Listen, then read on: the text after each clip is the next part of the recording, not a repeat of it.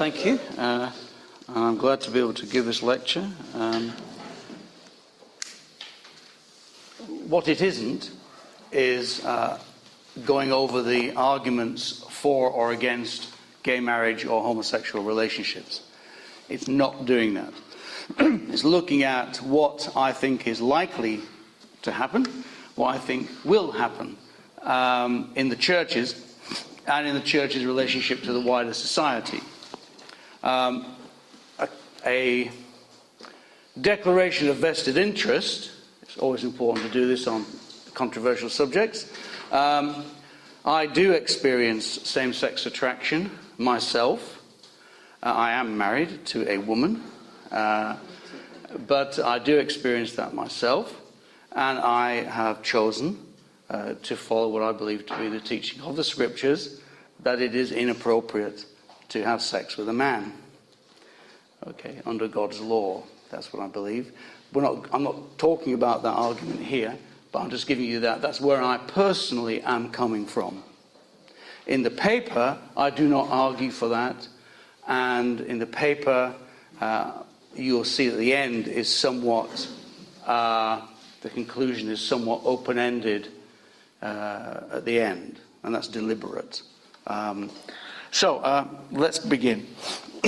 Same-sex marriage became legal in Britain in March 2014. The legislation gave religious bodies the freedom to perform such marriages or not, except for the Church of England, which was prohibited by law as the established church from doing so. Since then, the Anglicans, Methodists, and United Reformed churches have begun processes of conversation and consultation. The Baptist Union, not a denomination but a union of independent churches, has already clarified its position, declaring churches free to perform same-sex marriages if their church meeting agrees.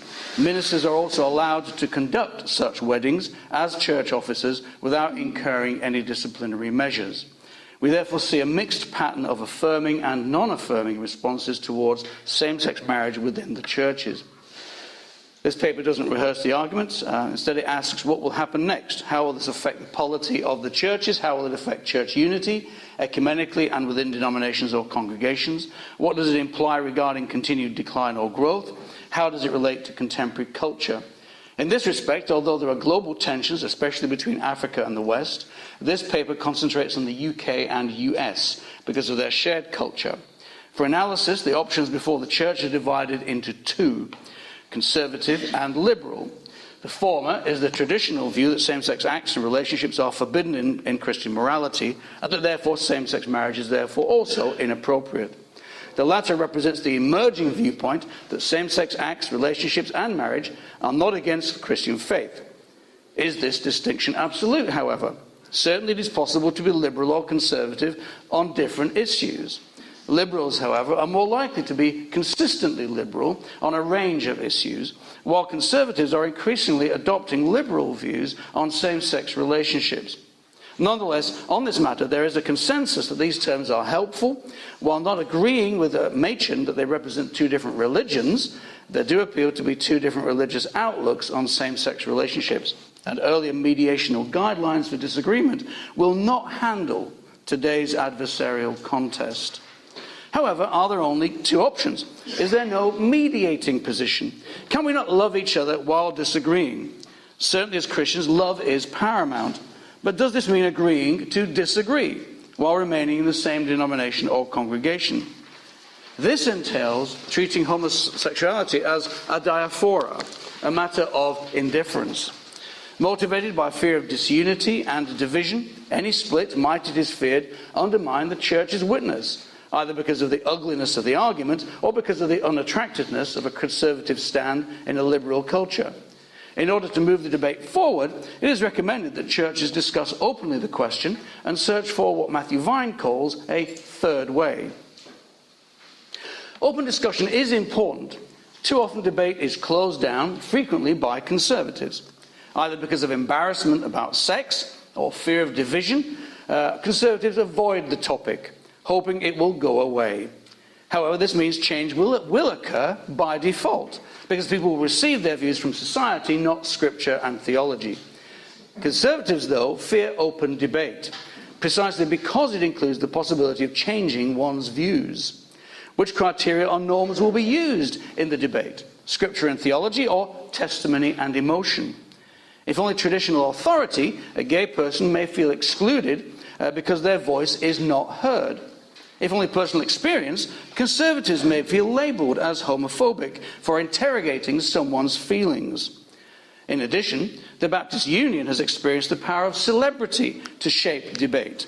Steve Chalk, supporting same-sex marriage against current regulations, gambled that his fame would call the Baptist Union's bluff. He was correct, and other Liberal ministers emboldened to declare their position, and the Union forced to modify its policy. Entrenched presuppositions mean that dialogue will not change many people's views, although positions may be clarified. The default for well-meaning Christians will be an ironic strategy, to keep talking and remain in fellowship with each other within the denomination and the local assembly. This, however, ignores the long-term consequences. In proposing it, liberals are being disingenuous and conservatives naive. Disingenuous because debate is never static. The agenda always moves on. Naive for believing one concession will halt change. For example, Anglican agreement on ordaining women has progressed to debating the ordination of homosexuals. And in society, the argument over same-sex marriage is advancing to advocate equality for trans people. Although there are nuanced positions, agreeing to disagree means conceding the liberal case, and same-sex relationships becoming a matter of indifference. This will lead to normalization of the affirming viewpoint as a legitimate position within the church. Where conservatives wish to impose orthodoxy, liberals want merely to open a space of tolerance for their viewpoint. As the next generation enters the church, the theological landscape will slip inexorably in the liberal direction. Synchronic analysis may identify multiple ideal positions, but diachronic analysis recognizes their historical trend. Al Mohler is therefore correct when he says there is no middle way. That this disagreement is not wholly due to or amenable to rational consideration is suggested by the difference between age cohorts. Liberal on a wide range of social and political issues, younger people are overwhelmingly in favour of affirming same-sex relationships, while the older parental generation are against. Hence we are experiencing what Thomas Kuhn called a paradigm shift. Millennials prefer inclusivity and flexibility over strictness and discipline. These are loaded terms, however. Who does not support inclusivity or flexibility? But inclusive of whom? Is there any behaviour Christians should not include? Should there be expectations of behavioural change in disciples? Flexibility also depends on interpretation and situation. Should believers be flexible in all beliefs in all situations? Are there some conditions where Christians should be inflexible and resist culture? For example, Nazi Germany or apartheid South Africa. The division, however, is already occurring, with a two-way stream of liberals leaving conservative churches and conservatives leaving liberal churches to find more comfortable congregations. And nevertheless, most ecclesial hierarchies and bureaucracies will seek to hold churches together, drawing on their respective traditions, for example, Baptist independency and Anglican Catholicity. If there is a split, as Justin Welby thinks possible, it will be provoked by conservatives. Although some liberals may leave their denominations, they usually prefer to work from within as dissenters, to reform the structures, even to resist them. For liberals, diversity itself is a virtue, which may extend beyond a diaspora to include fundamental disagreements. Some conservatives may try to wrest control from liberals, as happened in the 1970s with the Baptist mainstream network. Among evangelicals, more are likely to leave because of their emphasis on purity over unity and their preference for activism over boring bureaucratic committees. In practice, parallel structures will probably develop inside and outside denominations. Liberals and conservatives will form rival ecclesiolae in ecclesia, contesting each other's legitimacy, with liberals eventually gaining political control of the overall ecclesial organisation. This conflict will adversely affect ecumenical or cooperative action even within denominations, as same-sex marriage trumps other considerations, and low-intensity civil war smoulders in the churches. The challenge for conservatives is how to realise Jesus' prayer for unity, while for liberals it is whether they hold any belief which is non-negotiable. It is sometimes said that the church should stop wasting time discussing sex when there are pressing matters of mission and evangelism, justice and poverty to address. The argument cuts both ways, however. Conservative resistance to same-sex marriage may be a distraction from mission, but so may liberal pressures for equality. So who should shut up? Nevertheless, one motivation for accepting same-sex marriage is missiological. Could mission in a changing, liberalizing culture require affirming same-sex relationships? Such a policy may bring new people into the churches. However, churches which adopted liberal sexual ethics are not noted for their numerical growth. Rather, these are the ones which have declined more quickly. It is a cliche that liberal churches grow by attracting disillusioned evangelicals. Today's question is whether they can convert the unchurched. In the 1980s, Dean Kelly noted that conservative churches were growing because they were more strict than liberal churches. The science, of course, does not indicate the truth of beliefs, only organizational effectiveness. Recently, however, Martin Percy and Ian Markham edited a book suggesting liberal churches might be growing. In reality, however, they reinterpreted growth more broadly than numerical increase, to include spiritual growth, growth in relationships, and growth in community service. Nevertheless, one area of numerical growth included churches affirming same-sex relationships. These, however, formed only a small niche market in urban, cosmopolitan neighborhoods among educated, affluent people. Furthermore, such churches may develop unintentionally into single-issue congregations or gay ghettos. The challenge for conservative churches is whether they can continue to attract people in a culture where affirmation of same-sex relationships is desired by straight as well as gay people. The challenge for liberals is whether there is any sin over which they are willing to defy the culture.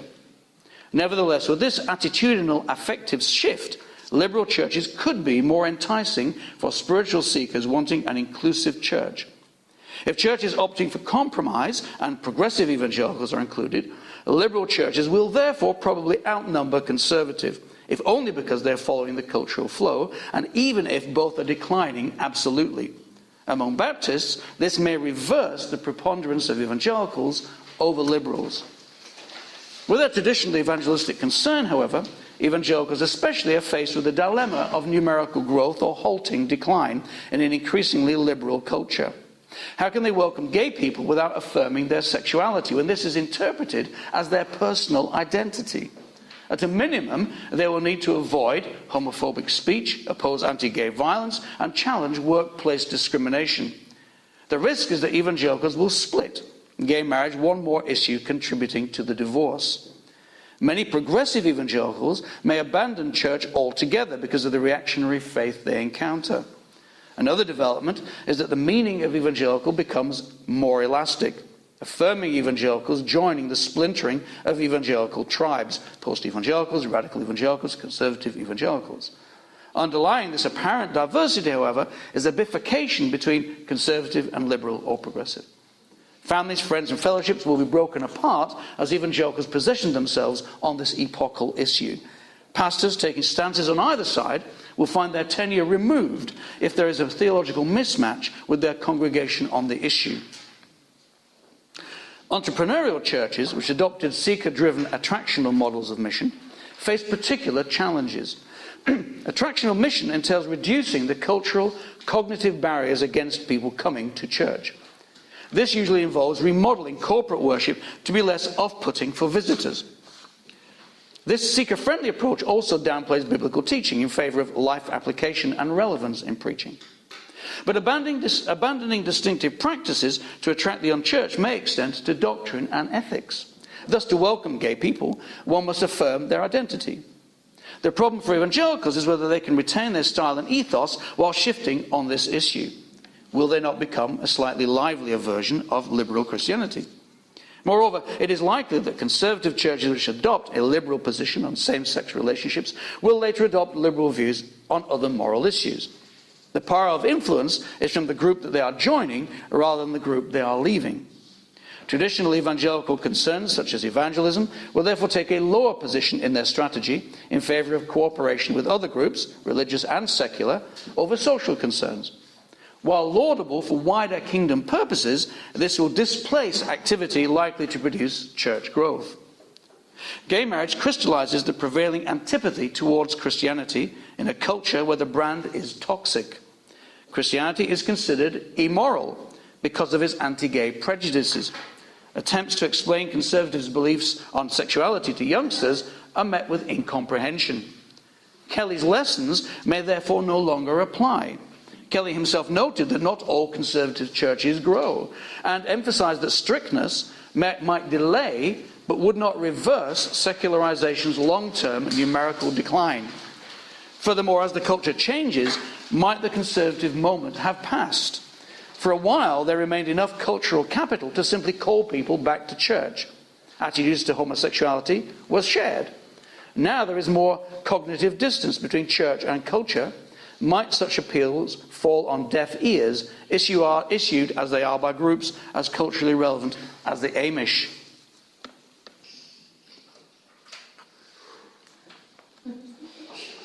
Next section. The point of the first section was what's happening in the churches. Second section is wider society and trying to situate what's happening in the churches in wider social trends. It's not looking at psychological causes of homosexuality, but sociological determinants and influences on sexuality in general, and to say that the changes in homosexual perceptions and expressions is part of a wider shift in sexuality in our culture and doesn't stand alone.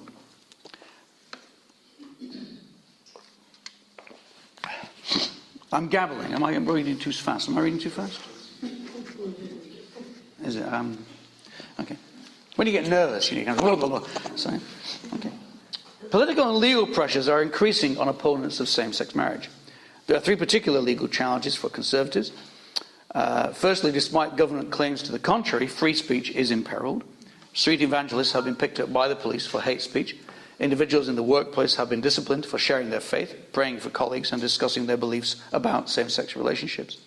Secondly, in some jobs, a conservative stance is seen as breaking equal opportunities policies. Some jobs make it difficult for conservative Christians to remain true to their conscience. Being a registrar will be impossible. But other professions, like teaching, will also make open discussion hard. Thirdly, marriage itself has been redefined. Consequently, one same-sex couple is taking the Church of England to the European Court of Human Rights for its refusal to conduct their wedding. These instances are not equivalent to the degree of persecution which Christians undergo in Muslim or communist countries. Nevertheless, a new orthodoxy is developing which denies freedom of conscience and speech.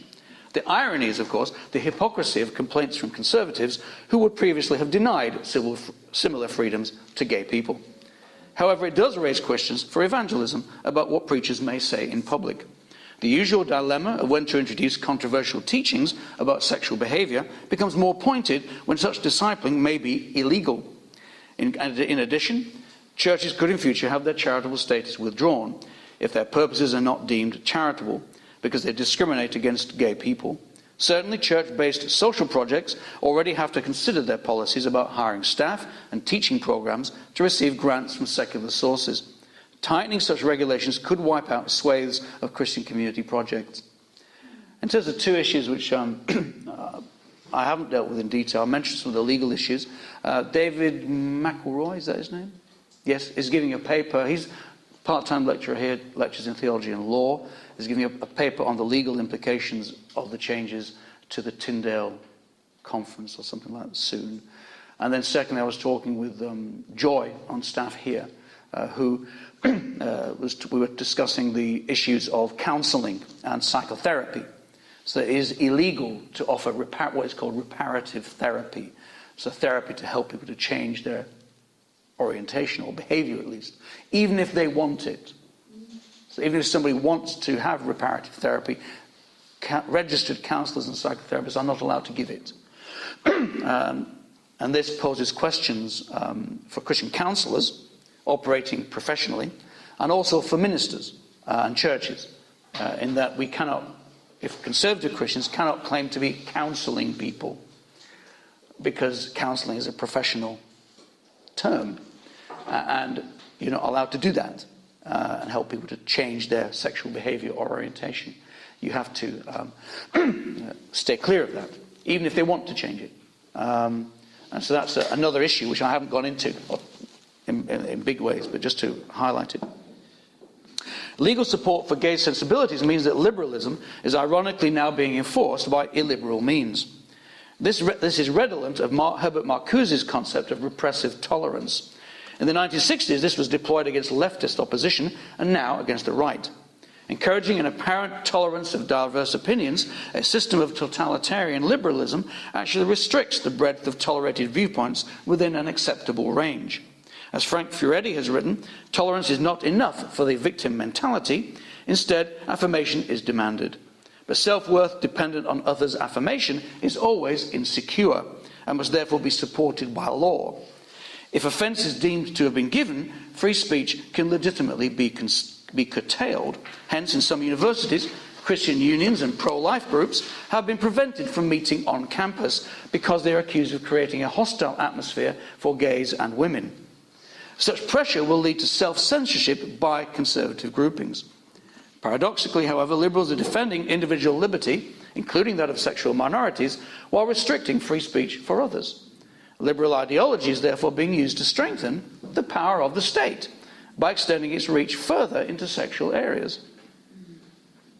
This change in sexual ethics corresponds to a crisis in the governing hegemonic ideology of advanced capitalism, which includes the ideological sub-ensemble of Christian theological discourse. Previously, capitalism depended on stable family units to ground production and social order. Today, the new capitalism demands a different psychosocial character of its functionaries. Instead of long-term loyalty and stability, staff must be ready to move quickly from one city to another. Instead of well-being and family well-being and local community are irrelevant. Society is becoming atomized, and an atomistic family system is re-emerging. This fictive, mobile kinship system, which also characterizes gay familial structures, is inherently unstable, but easier to manage.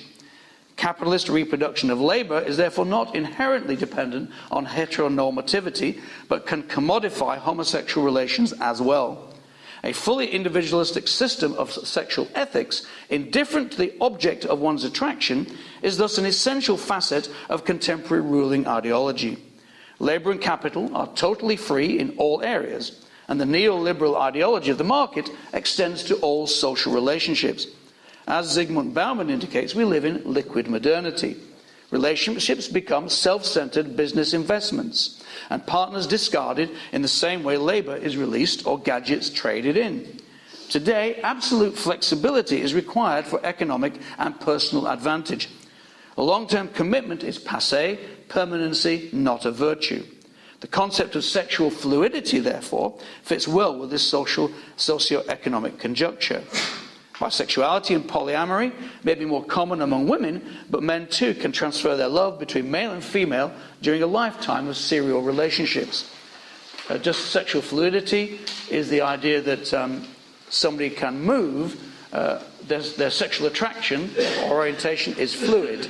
They might be sexually attracted to a man this period in their life, they might be sexually attracted to a woman in this other part of their life. And people move, so the concept of sexual fluidity. Polyamory is, of course, being in love with a number of different people, possibly at the same time.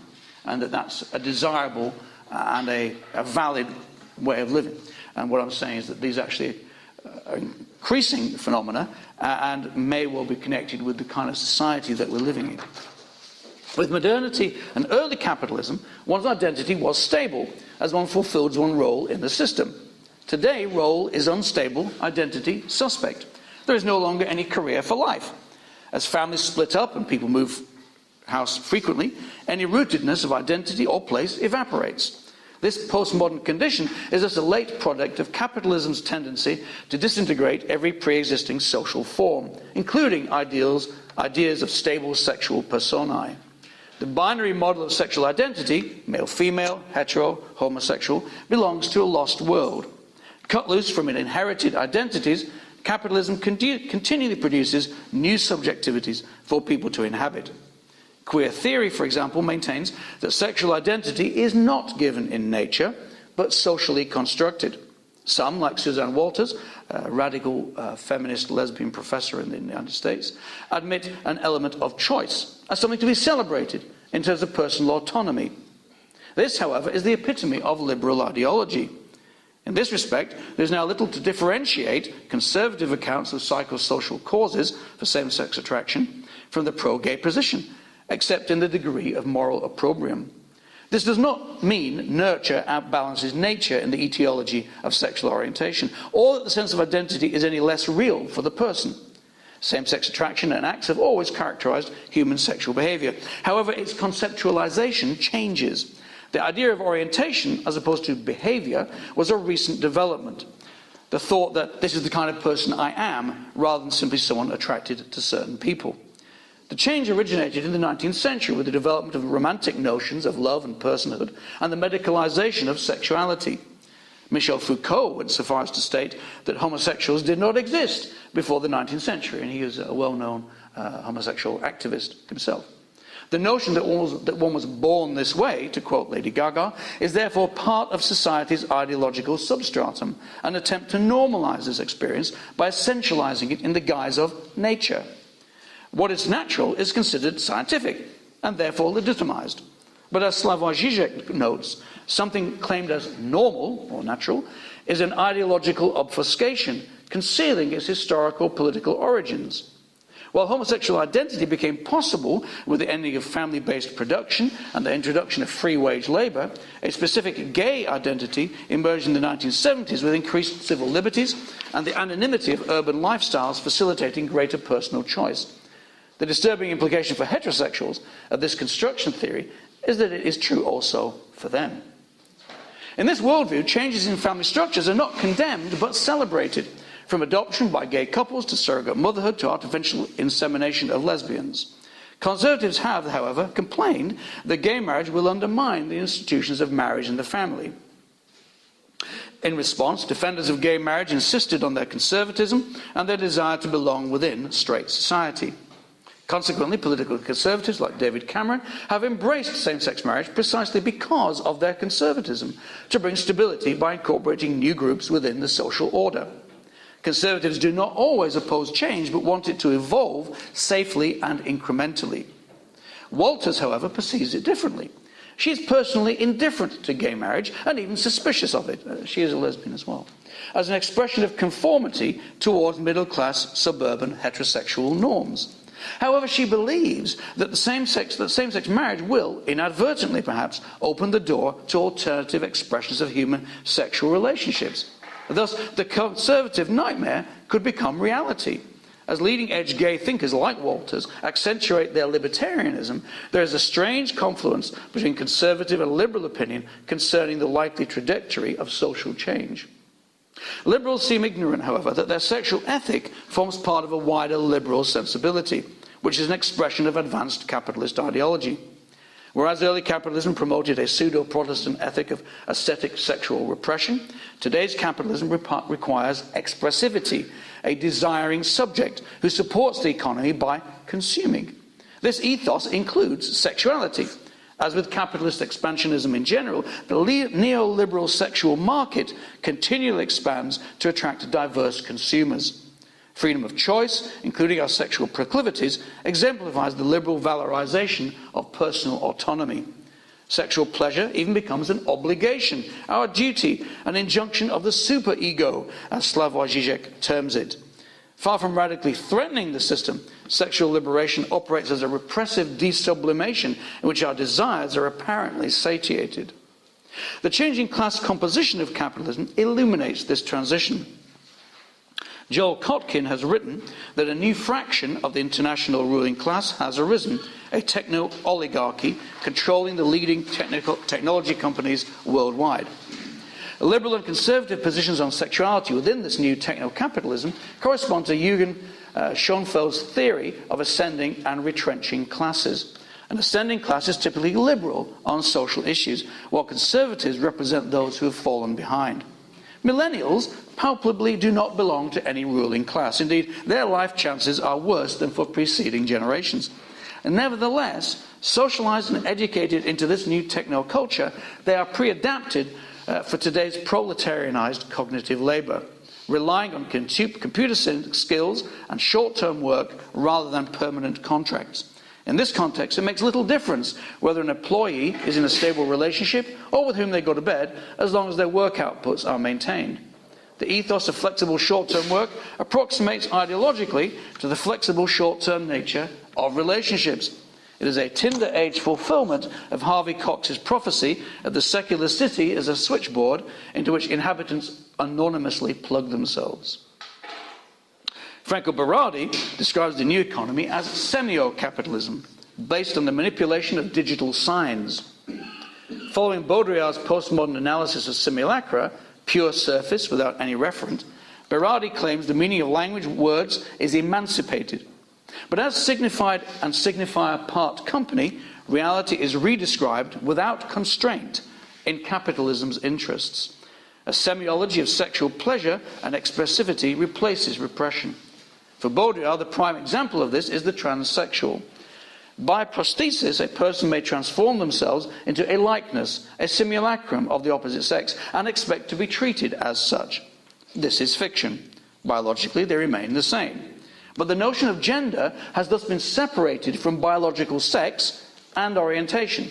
So, for example, you could be a male, male to female transsexual, so you end up looking like a woman, but you're sexually attracted to women.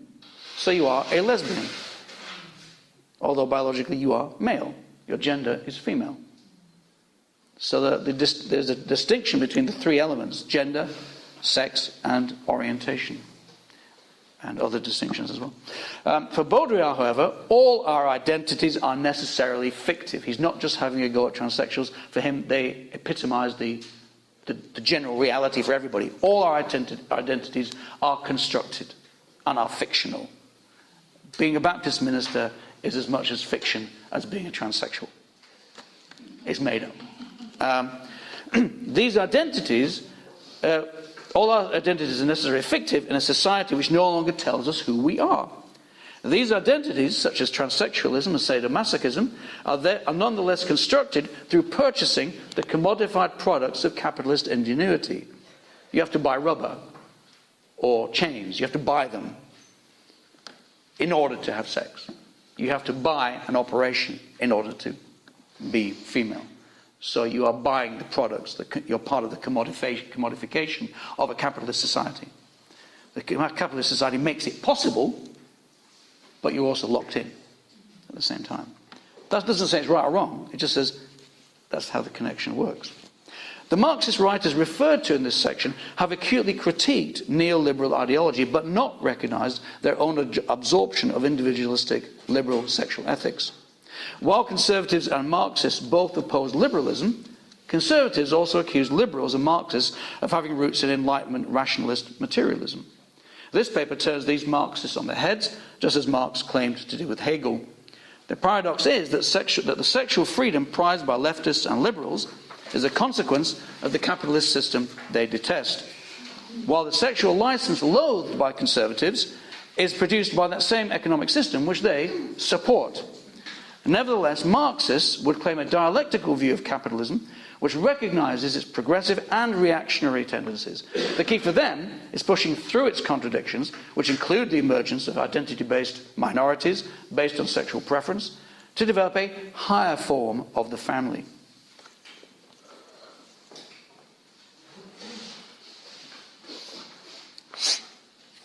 The point is, it's going to carry on.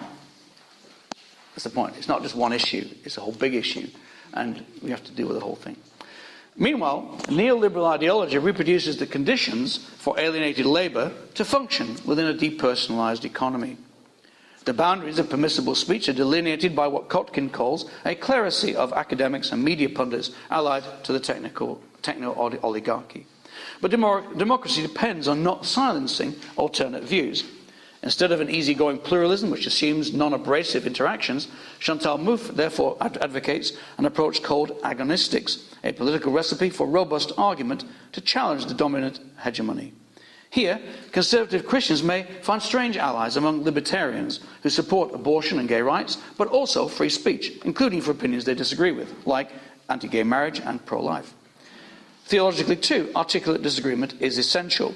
This does not mean agreeing to disagree, but disagreeing to disagree, keeping the argument open.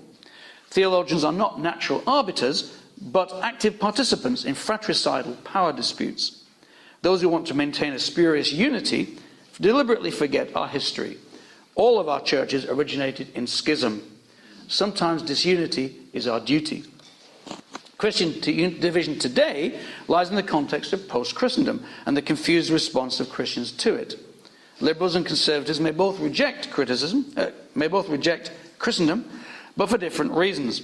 Liberals because of its imposed morality, conservatives because of its compromised morality. John Yoder referred to Christendom as Constantinianism. Essential to Constantinianism was the desire to manage society. The problem was that it assumed Christian morality should be applicable to unbelievers, without the resources of regeneration, the indwelling Holy Spirit, and practices of discipleship within the saved community. Constantinianism therefore amounts to the dilution of Christian ethics in order to be relevant. In contrast to a uniform Christendom model, however, Yoder's nuanced understanding listed several forms of Constantinianism. Initially, there was Constantinianism simple, under Constantine himself. Then Neo-Constantinianism developed through the state churches of Europe. When officially disestablished, as in the USA, Neo-Constantinianism legitimized American individualistic capitalism as an expression of Christian values. As culture moved on, Neo-Constantinianism evolved. As social values were secularized and Christian morals weakened, the church adapted itself to be relevant to everybody, and therefore adopted secular values to be inclusive. But as Kierkegaard wrote, the essence of Christendom is getting rid of the offence of the gospel. In effect, both liberals and conservatives hanker after different periods of Christendom, according to whether they represent the ascending or retrenching class. Perhaps those are conservatives who genuinely withdraw from involvement in society may succeed in surpassing Christendom. If they resist the temptation to impose morality, they may become dissenters from current social trends. For some, this may involve rending the state-church connection, especially the co-opting of clergy as quasi-state officials administering legal marriages. The state may wish to regularize and regulate people's sexual and relational lives. In this, it is following the market by transforming sexual partners into rational economic actors.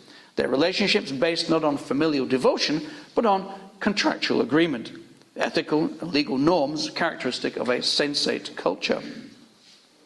Conservatives therefore appear to be going against the flow of history.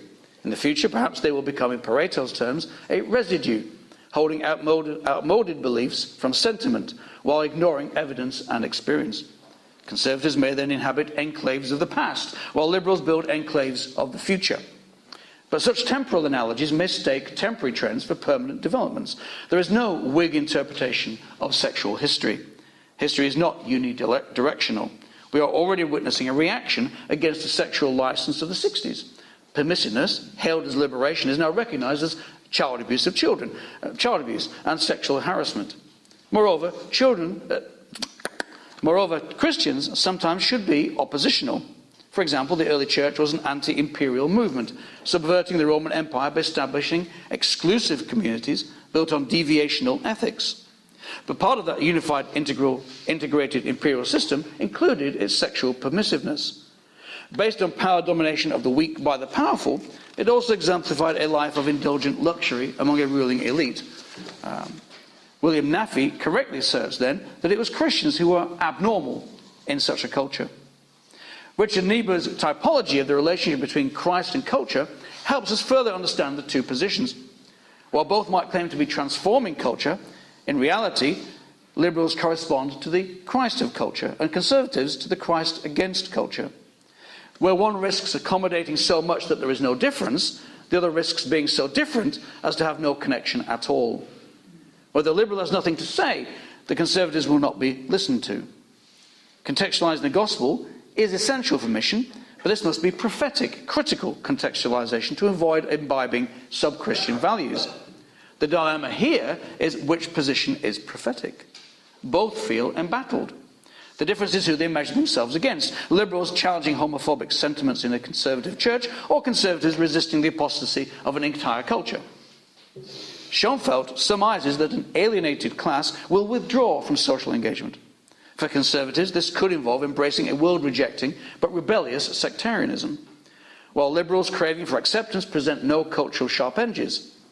However, with continuing numerical decline and skepticism towards their theological, if not their sexological peculiarities, sectarianism may be forced upon liberals. Sectarianism is the only ecclesial organizational form adapted to minority status. This might be presented idealistically as a radical counterculture, challenge to the system, but it would be more like a subculture in practice. Counterculture represents a rising critical challenge to a system. Subculture represents the declining relics of a once dominant culture. A particular danger for conservatives here is falling into a fundamentalist condemnation of all social engagement. Post-fundamentalist evangelical rejection of this separatism enabled a socially irrelevant version to arise after World War II, but fundamentalism's retrenchment may equally be said to have been a precondition for evangelicalism's later resurgence. As evangelicalism becomes mainstream, transitioning into a post-conservative evangelicalism, will it retain its distinctiveness? Niebuhr's typology, however, ignores any nonconformist strategy. But by rejecting his totalizing relation to fallen culture, a different culture may, however, be created through a church embracing its minority status. By recovering distinctive communal practices of sexual holiness and consecration, might an alternate social reality be constructed through our culture making, from which to launch out in mission to a neo-pagan society. The question in this apocalyptic context is which approach, conservative or liberal, will be able to accomplish this. That's it.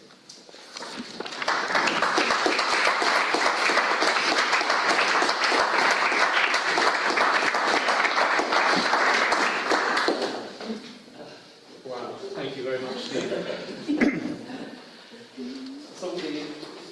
Let's start with Martin. I see his hands going up already. Steve, thank you very much. That was really, really interesting and refreshing not to go over the theological viewpoints all over again. I found it painting a somewhat bleak picture, if you don't mind me saying, and I really struggle with the fact that there's no third way, as you and Mulder put it. I really want to challenge that. Don't you think that Baptists, particularly, coming from that standpoint of tolerance, not just within but without denomination and different faiths as well, don't you think we're in a somewhat unique position to be able to find some way of doing it that won't inexorably lead us down a polarised pair of pathways, or one of a polarised set of pathways? Well, I think Baptists kid themselves that they're different, firstly. But my point is very simple. I think in practice, I think the hierarchies of the churches and denominations and union will seek to hold it together and will succeed. That means it will go liberal. That's actually what it will mean. Because what it means is that the liberal position will be accepted as a legitimate position, which is actually what the liberal position wants. It doesn't want conservatives to stop being conservative. It wants tolerance. That is the liberal position. And as a liberal, I acknowledge what you're saying. So therefore, there is actually no middle way. We therefore have a choice. And some conservatives may choose to remain in a broad denomination and accept their position within that, and argue for it. Some will choose to leave.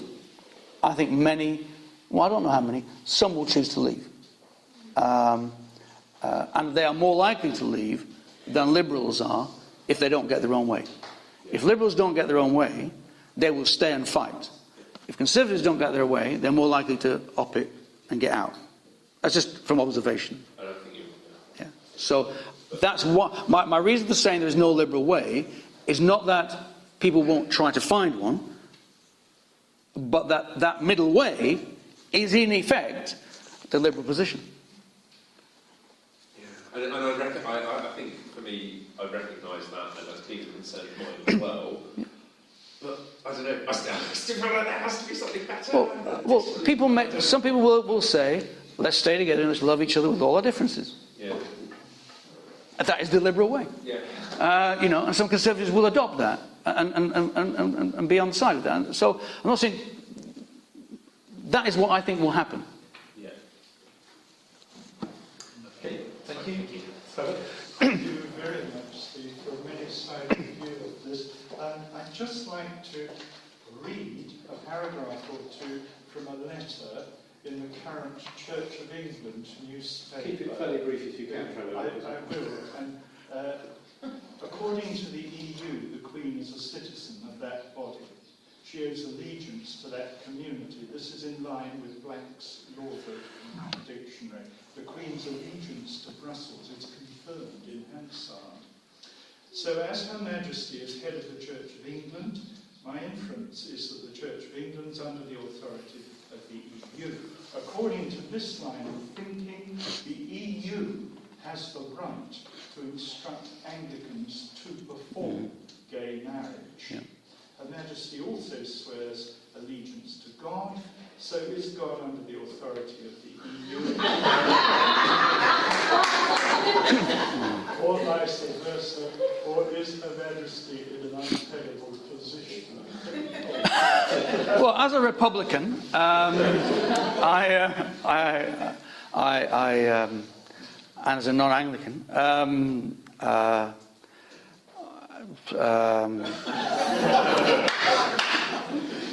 that's my response, really. The legal situation is still indeterminate. And I'm aware of one gay couple who are taking the Church of England to the Court of Human Rights in Europe. Their local congregation wants to perform the wedding. The vicar wants to, but of course can't. So it's not they're not taking their local branch to court. They're taking the denomination to court, and the British government as well, because they passed the legislation. So, and it is yet to be seen what the eventual legal outcome will be. As I said, David McElroy is giving a paper on the legal implications. I don't know enough about it. My main focus, what's the likely outcome for the churches in terms of a wider sociological, political analysis of the culture. But yes, it will come about. I think it could well come about that churches will be challenged legally. So a friend of mine was just a person phoned up and said, "Can you perform my wedding?" They said, "Yeah." So who's your partner? And because it was the same sex, and they said, "I'm sorry, we can't do that." And they said, "Why not?" Because it's not our church policy. And they agreed as a leadership team that was the phrase they would use. It's not our church policy, or it's against our church policy. Of course, the question then is, well, your church policy is against the law. Of course, it isn't, because the law says they can choose to opt in or not. But while the church officials are default registrars, then there is a legal case to be raised. And one option then for the Conservatives would be to opt out of state weddings and just do marriages in church. I've done marriages for people which are illegal. Do you want to turn the recording button off? Well, they're just not legal marriages.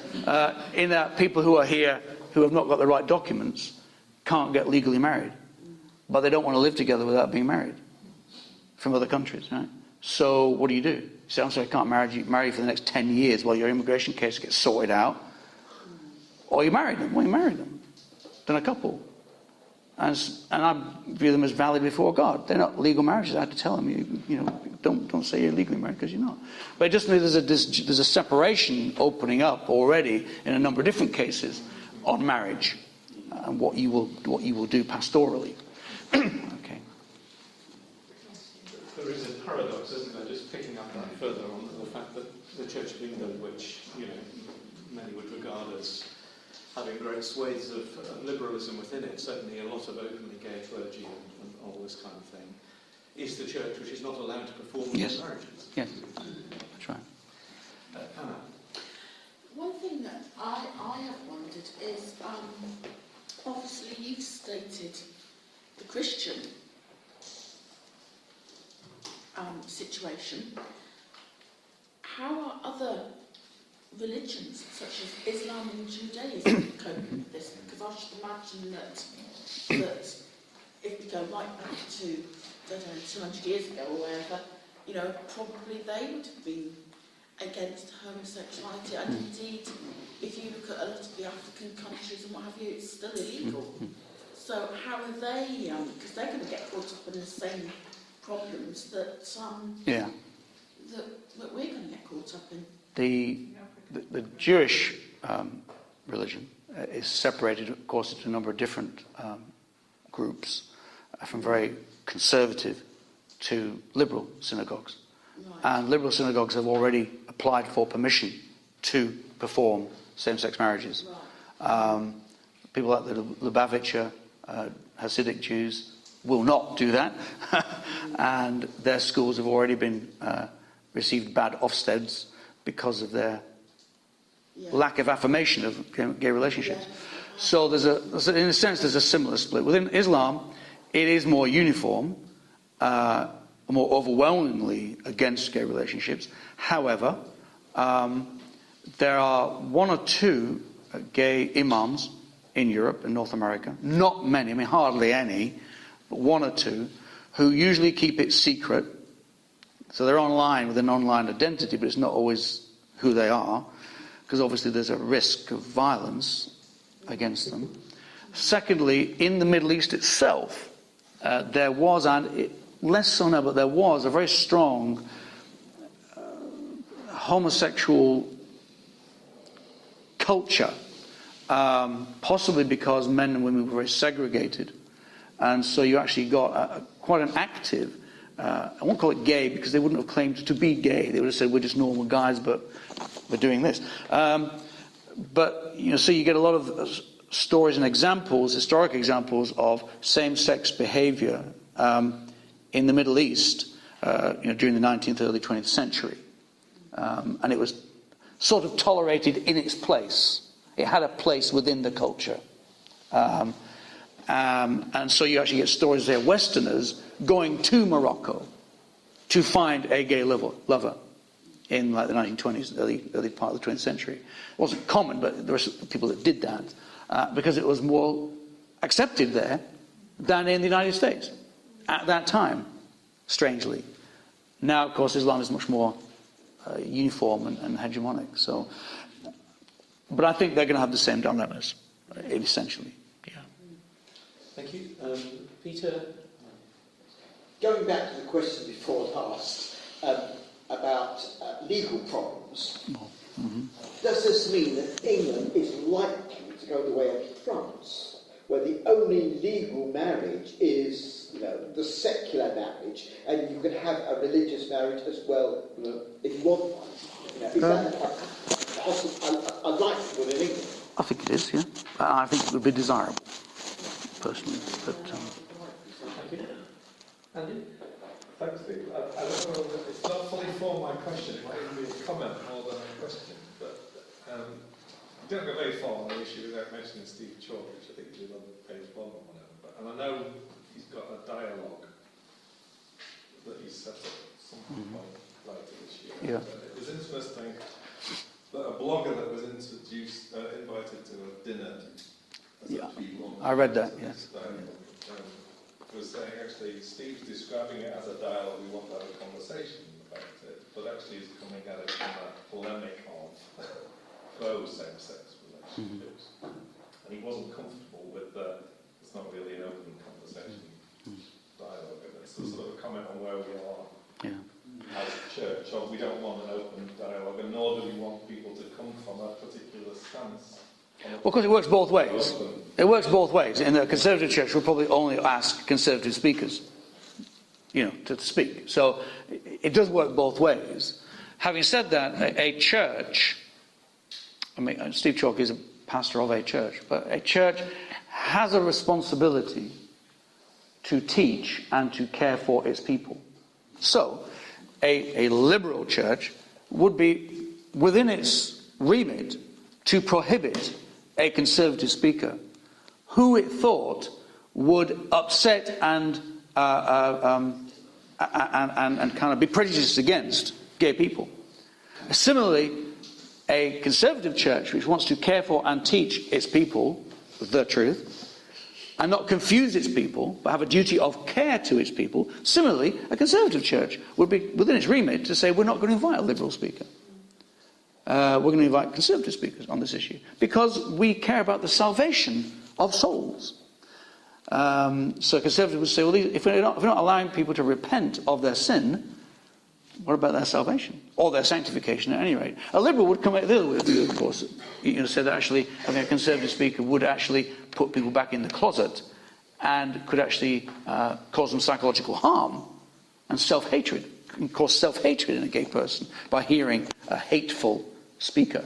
So I think it does work both ways, and I also want to say, and I can understand why. Similarly, somebody said to me, well, this friend of mine was kicked out of their church. There was a pastor, because they became liberal on this issue. And the church said, well, we don't want you as a pastor. I think that's fair enough, actually. And vice versa.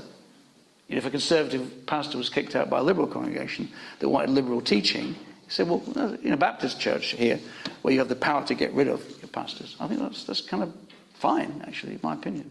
But I think all these things work both ways.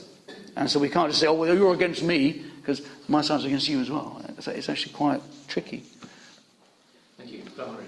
I'm absolutely baffled that a minority, which numbers less than 5% in the nation, is able to turn this sort of thing on its head so much.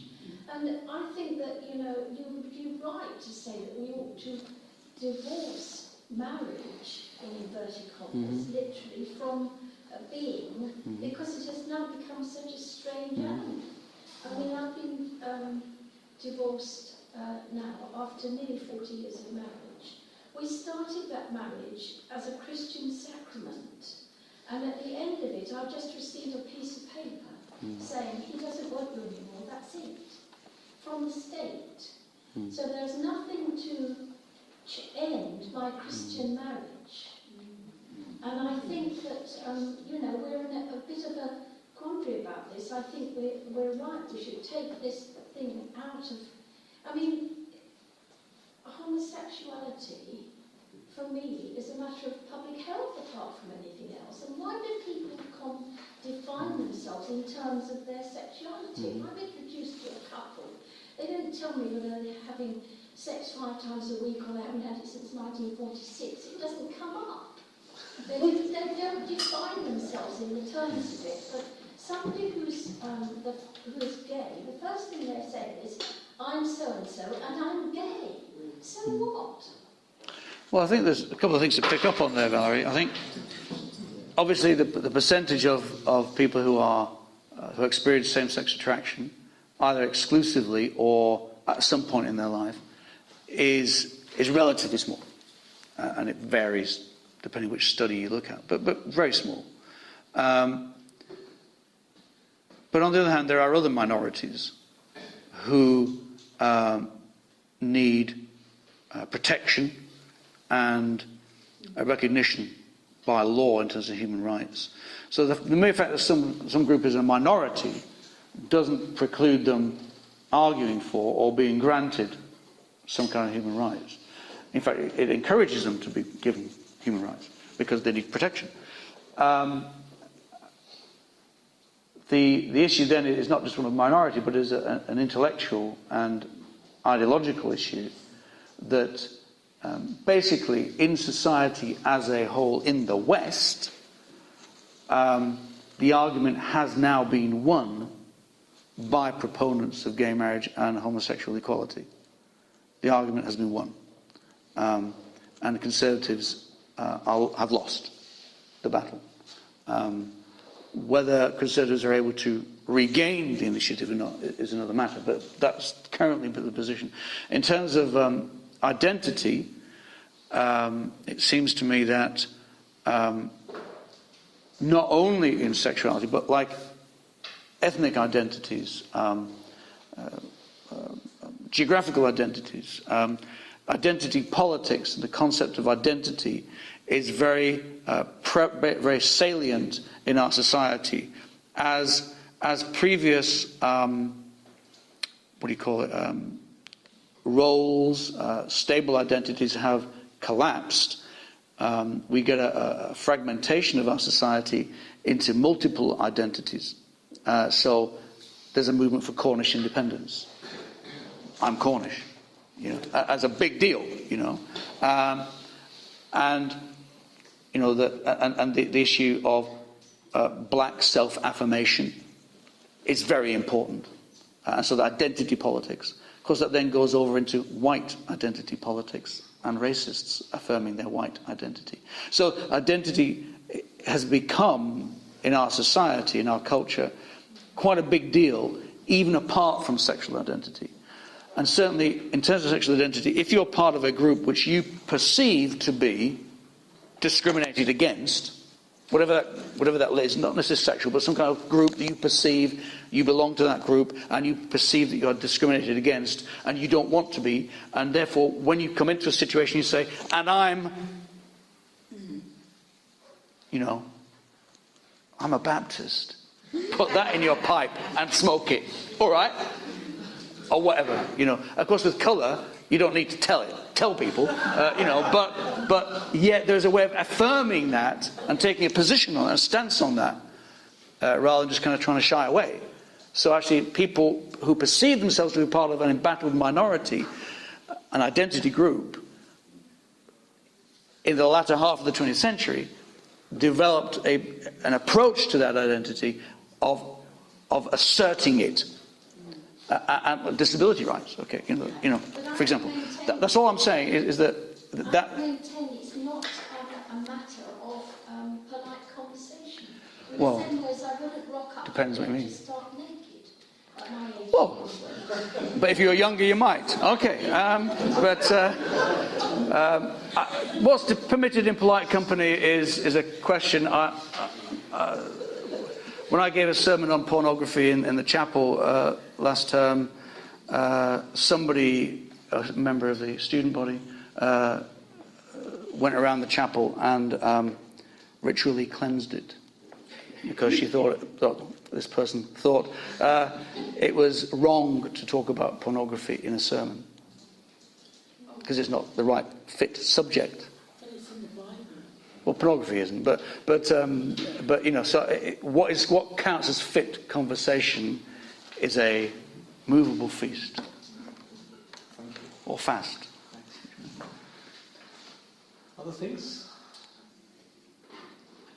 So just a comment. I really liked what you're saying. I particularly like the final couple of paragraphs because so my church, as you know, is based in Soho.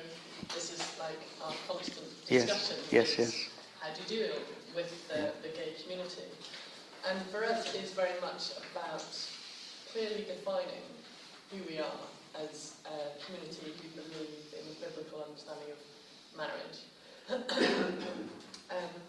But doing it in love and gentleness, with that idea that actually we are trying to do a particular sort of shared community life together. But it does look very different, and we're quite happy with that difference. We're not, we don't reject, we don't exclude, but we do say this is who we are, this is what we think we're about.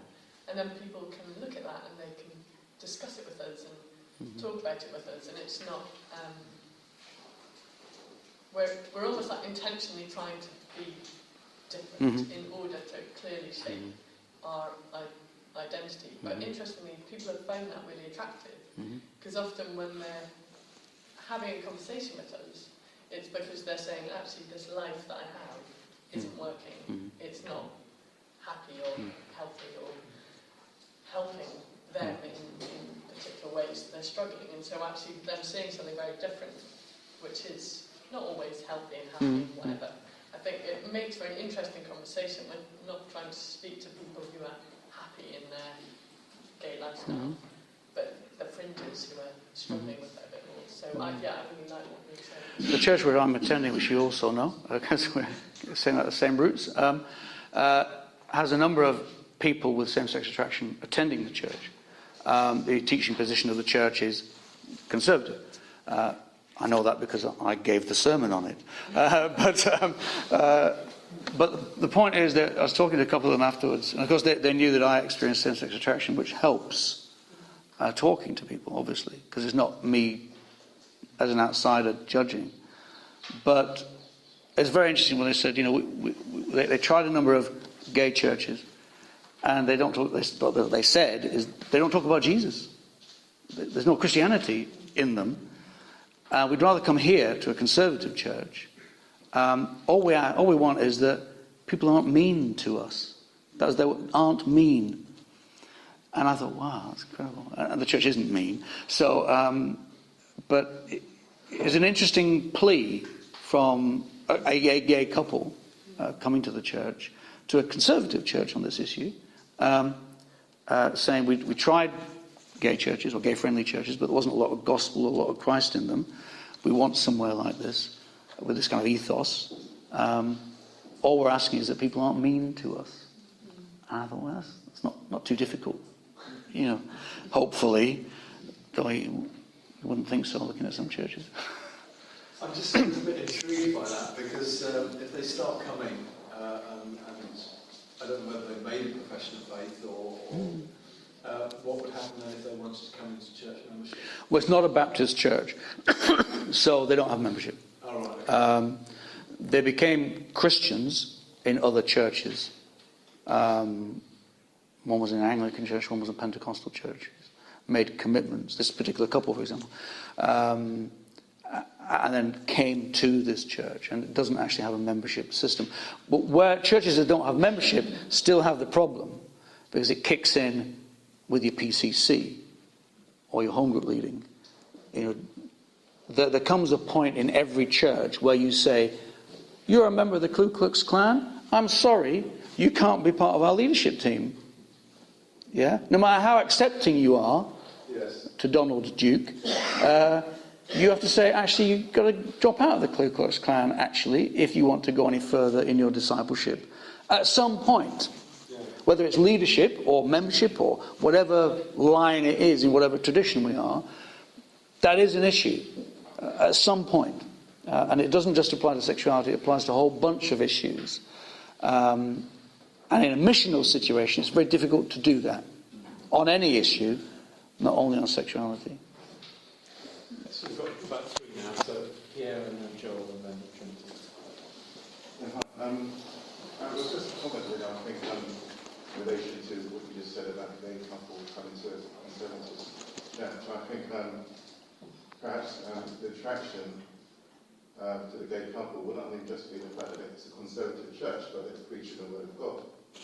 You see, and if the gay couple come to a conservative church and the word of God is preached, at least from my understanding, it wouldn't be a case of the church being mean to them. It'd be preaching what it'd be the church teaching what they feel is right. Yeah. You see, and as that teaching is preached, it will make them feel uncomfortable. Mm-hmm. Well, Pierre, I think, although it's a comment, I would say, there's a difference between what you're saying. What is it, Roger?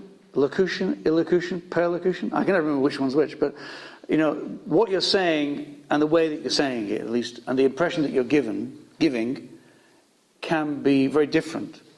And so I know pastors who have cracked homophobic jokes in the pulpit, who have cracked jokes about waiters in restaurants mincing around. And you just think, well, you're going to be a bit put off by that if you're gay, So it's possible to communicate a clear conservative position, but to do so without the baggage that goes with prejudice. At least I would hope so. Of course, at some point, there may well be discomfort and challenge, and some people will then not want to take that challenge. And obviously that's understandable. But I think there are instances that I know of people, and I've seen and spoken and heard people speaking, who are leaders of churches, who say the most foul things, not only about gay people, but about black people and about women, about all kinds of groups of people. among leaders of churches, and I could name them, but I'm not going to. Thanks, Steve. Sure. Thanks, Steve. I just wanted to pick up on this phrase, sometimes disunity is our duty. Yeah. And obviously, you're thinking of particularly conservative, I mean, let me frame it in terms of Baptist Union, particularly conservative churches and people leaving the union because of a position that is, by default at least, liberal. Where does that sit with biblical teaching, Christ's prayer for the church to be one, teaching in Ephesians 4 and 1 Corinthians 12 about the unity of the church? Well, very easy. Doesn't one of the letters of John say, don't let them in, don't associate with them, naming people by name and saying, excoriate them and pour anathema on them.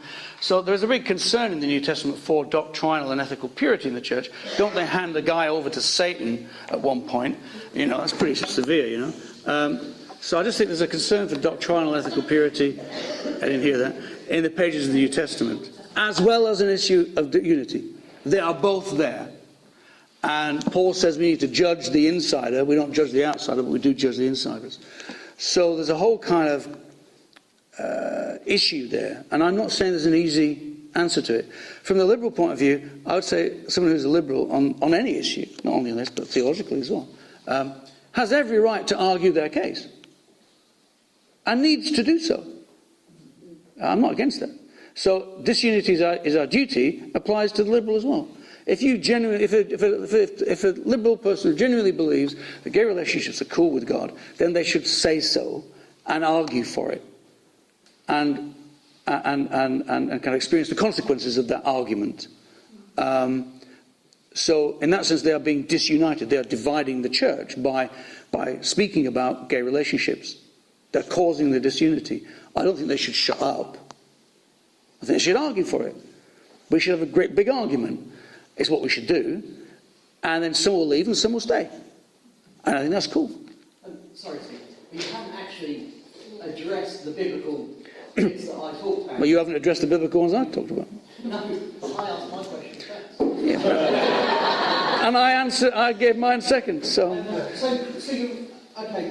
I'm saying is there's a tension there in the scriptures. That's what I'm saying. So it's easy. Well, you've written disunity is our duty. Yeah. But the scripture would also say that unity is our duty. Yes, it would. And at some point, you have to draw a line to where our duty is unity and where our duty is disunity. Yep. And is this a cause where disunity is our duty, or is this a cause where unity should be our duty? Well, that's the question, isn't it? Well, it's a slightly different question. It's a question. Yeah, well, if gay marriage and homosexual relationships are a diaphora, a matter of indifference, then obviously you can maintain unity with people on it. If it is not a matter of a diaphora, you can't. But just as a footnote to this, would it be true to try and nuance a little bit? I don't do nuance. What the New Testament obviously is concerned about discipline and about purity and so on, but with the aim of unity at the end. So you deliver the person to Satan so that they may eventually be brought back into the fold. And is it more about disciplining individuals rather than dividing into groups, dividing into factions, which Paul is distinctly unimpressed with when it comes to it goes on in Corinthians. Except when it's people that disagree with him. Or John, for that matter. So I just think the aim is unity. Yeah. But, if you're disciplining an individual and they don't repent, you remain disunited. If you're teaching that Jesus is the Son of God, that came in the flesh, and someone disagrees with that, then you have to shut them up. In my humble opinion. And not let them teach in your church. Let them teach in their own church. No problem with that. So that is then disunity. You'd like them to agree with you because you're right, but they're not going to. So you have to split. No problem. But that doesn't, that example doesn't necessarily work, because we're talking about unity of Christians, whereas the example you just used was someone teaching in your church who is not a Christian. Well, they may claim to be a Christian. They may be a Baptist minister, actually, because there are some. I think Steve brought us to an absolutely fundamental point when he's talking about the concept of the adiaphora, the things which, you can take it or leave it. And that is the key issue in my view, isn't it? But is this issue of homosexual marriage or anything on the spectrum of acceptance of homosexuality, is that something that we can agree to differ on and just love each other? Or is it not? I don't see that we're at a way forward yet here. I want to bring Trinity in and then Roger. The truth. The whole issue of the gay thing, I think it's a kind of shock to the church. And I think it's Lady Gaga you call it? The what? Lady Gaga. Lady Gaga.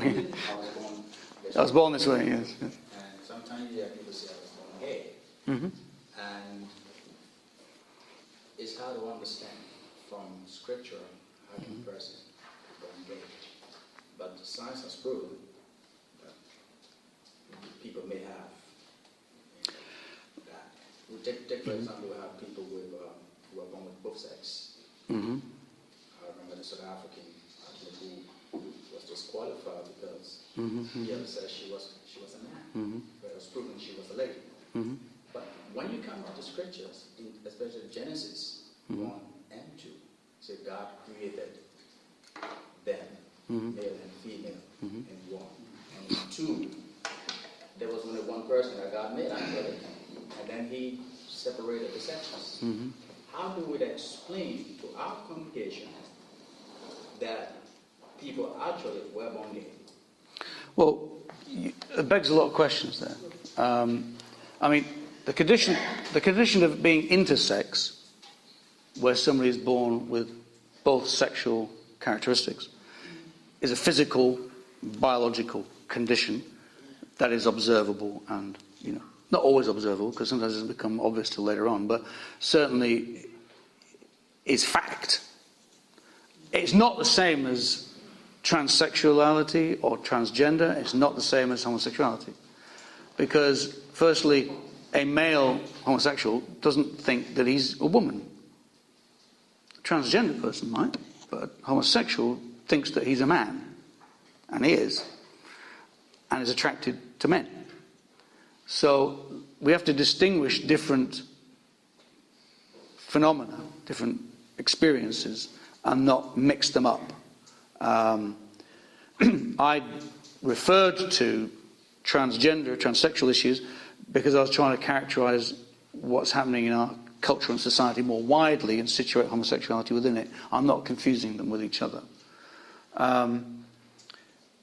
In terms of whether people are born that way, my understanding is that there is no evidence that people are born gay. That does not mean that they choose it. It's not what we're saying. There may be, there has to date been no genetic cause yet identified. There is a suggestion that there might be in the future, but there's research going on it, so one may be found in the future. I'm not saying it won't be. But to date, none of the evidence is conclusive. That doesn't mean that they're choosing. There may be some, as with a number of different conditions, there may be genetic switches, that is the word that is used by the scientists, which can either be switched on or off. And that switching on or off is environmental. That means something to do with their life development somewhere along the line.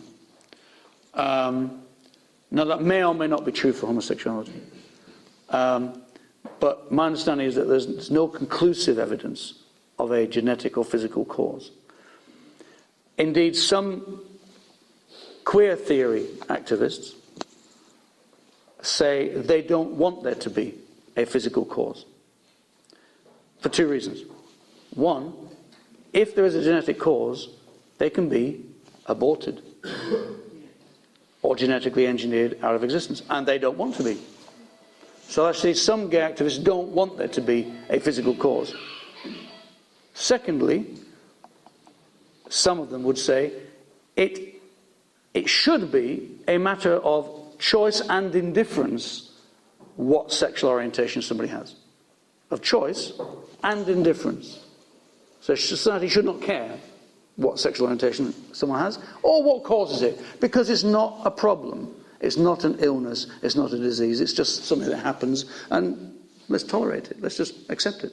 So the question of whether people are born that way is yet to be proved, and many gay thinkers and gay activists agree with what I'm saying, and I'm getting it from them, and would adopt what I talked about as a social construction theory of identity generally, and sexual identity in particular. So in terms of what we say to our church is we have to come to a view, certainly as leaders and as congregations, on what we believe to be the biblical position on homosexuality. And even once we've done that, we need to be able to say, is it a matter of indifference? So I may say, I think it's wrong to be practicing homosexual, but I believe it's a matter of adiaphora, indifference. Therefore, I can live with difference in my church on this issue. I may be a liberal that says, actually it's cool, but I will not live with adiaphora. I do not want prejudiced bigots in my church. Thank you very much. I don't want them there. I don't want them speaking and praying in prayer meetings against homosexual marriage. I will forbid it. What do you do in a church that's trying to live together and be nice to each other, and one of your members prays against gay marriage? Shock, horror. So you forbid it. So you're not allowed to do that because it will upset people. Well, it's supposed to be loving each other, So it's actually very difficult. So you have to come to a view on what you think the Bible is saying and theology is saying. Then secondly, come to a view on whether it's adiaphora or not. And then move forward. Thank you.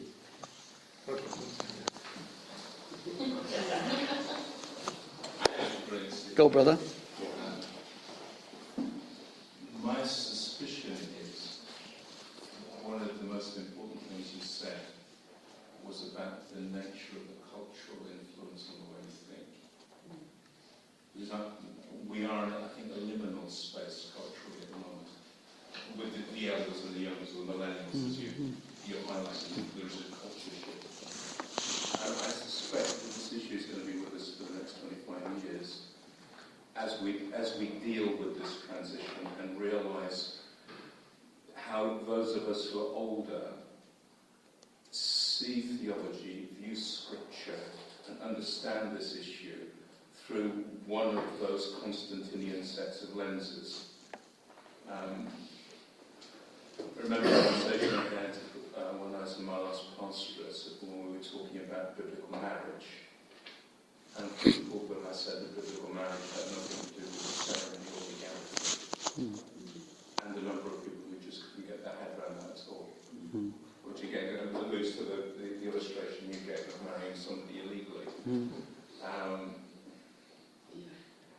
But because we're shaped by the culture that we've received, we only conceptualise within the framework of the way that the culture has shaped us. And how we will read scripture and understand theology and understand sin and difference and deal with it in a generation's time, I think, is up for grabs at the moment. And it's not clear. The question of unity is an interesting one. We, as card-carrying evangelical Baptists, speaking for the college, totally sold out on believers' baptism, are inclusive of those and will seek unity with those with whom we have significant doctrinal difference on initiation, which is a fundamental Christian doctrine, and yet we can find unity there. But we will separate on an issue of sexual ethics. which is actually playing to the culture's placing of sex as a preeminent issue, as a determining issue. So we are more culturally conditioned by the intensity of our response, which is demonstrated by the accommodation of inclusivity and unity on which we found on an issue like baptism, for argument, which is far more fundamental to our belief system.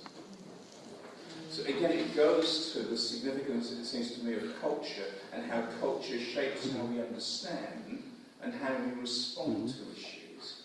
But because we are in this indeterminate space, where there has been a significant shift in the last 10 years that has allowed civil marriage to become marriage over this last year, we haven't even begun to work out the ramifications. But as the prophetic thing that you said was to focus on culture, because for those of us in leadership, if we are to help guide the Church of Christ in this country through the years ahead, to understand that it is the neo-capitalism that is shaping attitudes to the liquidity and sexual identity in relationships. That's actually the real mover, rather than a couple that are asking to get married who are in the same sex. Puts the focus into the proper place where the issues are at stake, and not to concentrate on that which is the presenting issue. That makes sense? It's not a comment rather than a question, but really, really helpful, Steve.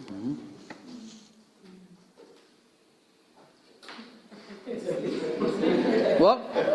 Sent me to sleep? No. I guess I think the sectarian option is the best one. Being different. Maybe we shouldn't have compromised with the Anglicans on baptism. That's the other. You can go the other direction and actually say maybe we were wrong. We're actually not compromised because Anglicans are not baptised properly, and I would baptise them properly, just because they're wrong.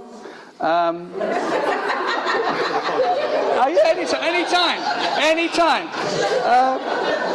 But so the point is actually we're saying we're right on this, and you know, the whole question of ecumenism and the ecumenical movement is: was it a dead end and a big mistake? Yes. In terms of the what was the final thing? I can't remember. Cultural influences. Yeah, obviously that's where I think the driver's coming from. But yet that couple coming to me presenting themselves, yes, I can say the driver is not them, it's the culture. I still have to find a response to them. And whether I choose to perform that wedding or not, while still trying to understand it and help my church to understand, there's still going to be some real difficult decisions ahead. And